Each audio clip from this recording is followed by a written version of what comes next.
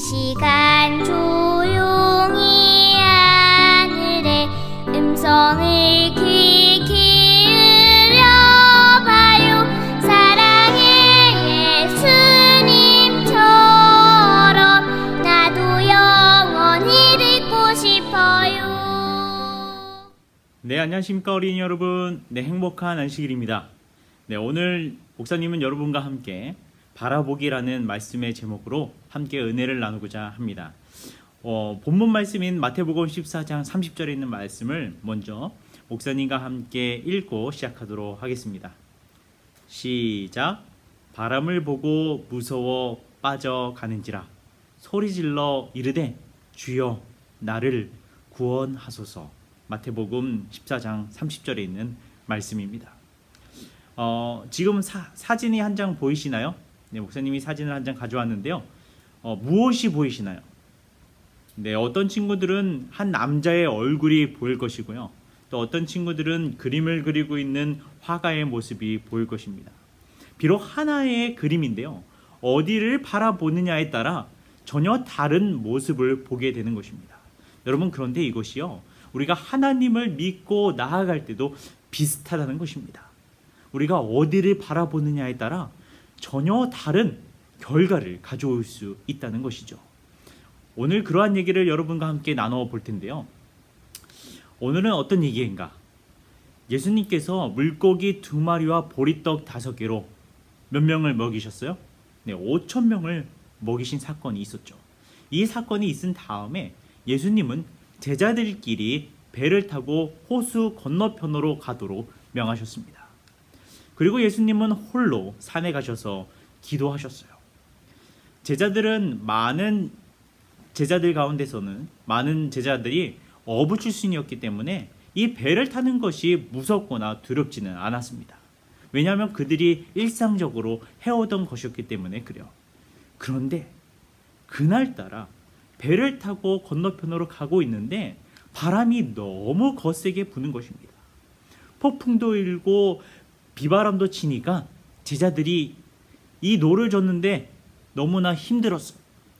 그러는 가운데 정신없이 노를 짓고 또 물을 퍼내고 그러고 있는데 저기 멀리서 하얀 물체가 자신들을 향해 걸어오고 있는 모습을 보게 된 것입니다. 처음에는 점처럼 보이더니 조금씩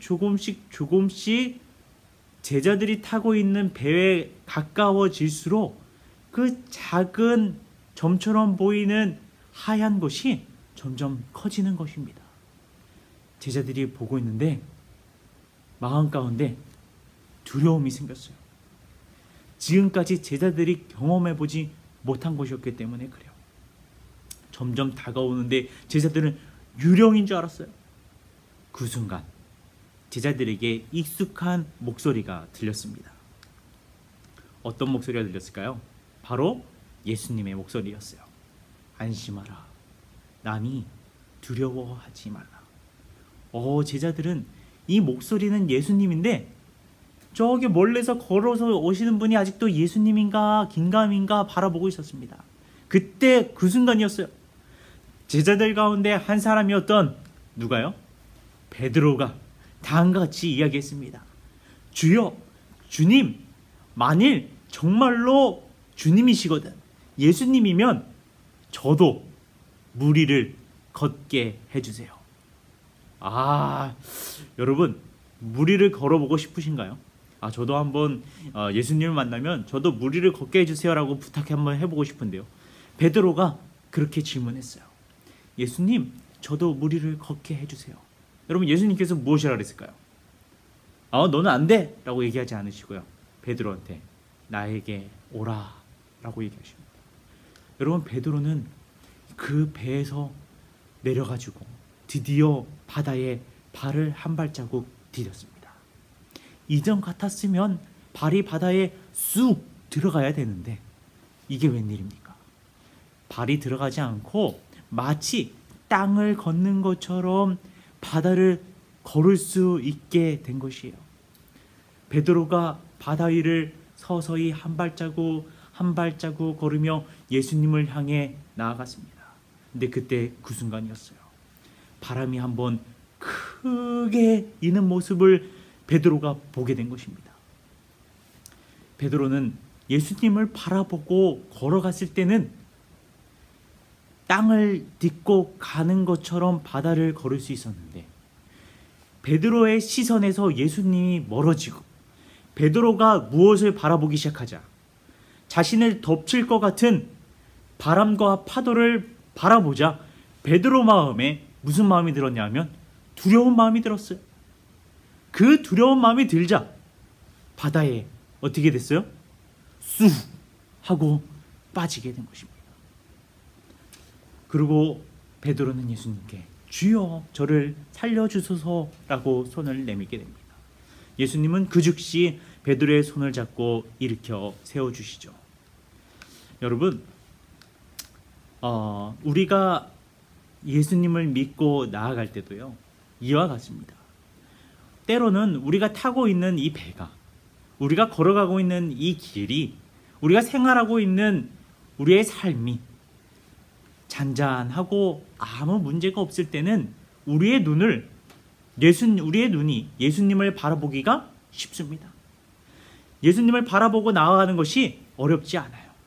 그런데 우리의 삶에 또는 나의 삶 속에서 속상한 일이 있을 때, 친구가 나를 괴롭힌다거나 또는 동생이 내 말을 듣지 않을 때, 때로는 부모님이라 할지라도 나의 마음을 알아주지 않을 때 너무나 속상해. 그럴 때 누구를 바라보는 것이, 예수님을 바라보는 것이 쉽지 않을 때가 있어요. 예수님을 바라보는 것을 잃어버릴 때가 있다는 것입니다. 또는 언제 그래요? 화가 날 때, 내가 먹으려고 놔뒀는데 누군가가 그걸 먹어버렸어요. 내가 정말로 정성을 들여서 무엇인가 만들어놨는데 동생이 그것을 부셔뜨렸어. 때로는 화가 머리끝까지 나요. 여러분, 그럴 때 내 눈에 누구를 보는 것이, 예수님을 바라보는 것이 쉽지 않을 때가 있어요. 여러분, 그런데 우리의 상황이 어떻든지 간에 내가 속상할 때나 때로는 슬플 때나 때로는 화가 날 때일지라도 우리가 누구를 바라봐야 돼요? 예수님을 바라봐야 합니다. 왜냐하면 우리 같이 한번 읽어볼게요. 우리 같이 한번 읽어보겠습니다. 속상하고 화가 날 때 예수님을 바라보는 것이 무엇입니다? 믿음입니다. 여러분, 믿음이라는 것은요, 우리가 아무 일 없고 모든 것이 일이 잘 풀릴 때만 바라보는 것이 아니라, 때로는 나의 뜻대로 풀리지 않을지라도, 때로는 나의 마음대로 흘러가지 않을지라도 무엇을 바라보는 거예요? 누구를 바라보는 거예요? 예수님을 바라보는 것이 바로 믿음인 것입니다. 여러분, 이 안식일 우리 친구들 마음에 예수님을 바라봄으로 밀려오는 평안이 가득 있었으면 좋겠습니다. 비록 내 마음은 지금 누구 때문에 미움이 싹트고, 또는 누구 때문에 화가 나고, 또는 누구 때문에 속상할지 모르겠지만 그것을 바라보지 마시고 예수님을 바라봄으로 내 마음 가운데 평안이 있고, 예수님을 바라봄으로 미워하는 마음이 사랑으로 바뀌고, 예수님을 바라봄으로 이 속상한 마음이 이해가 되는 오늘 이 안식일 되기를 간절히 바라면서 오늘 말씀을 드리도록 하겠습니다. 하늘에 계신 우리 아버지 하나님, 오늘 말씀을 통해 예수님을 바라보게 하여 주시니 감사합니다. 베드로가 바람과 파도를 바라보았을 때 바다에 빠졌던 것처럼 사단은 끊임없이 우리들로 하여금 예수님을 바라보지 못하게 합니다. 하나님, 그러할지라도 저희들의 눈에서, 저희들의 시선에서 예수님을 놓치는 때가 없을 수 있도록 인도하여 주시옵소서. 오늘 이 안식일 예수님을 바라보며 나아가기로 결심하는 우리 모든 친구들 위해 하나님 함께하여 주셨기를 사랑이신 예수님 이름으로 기도드립니다. 아멘.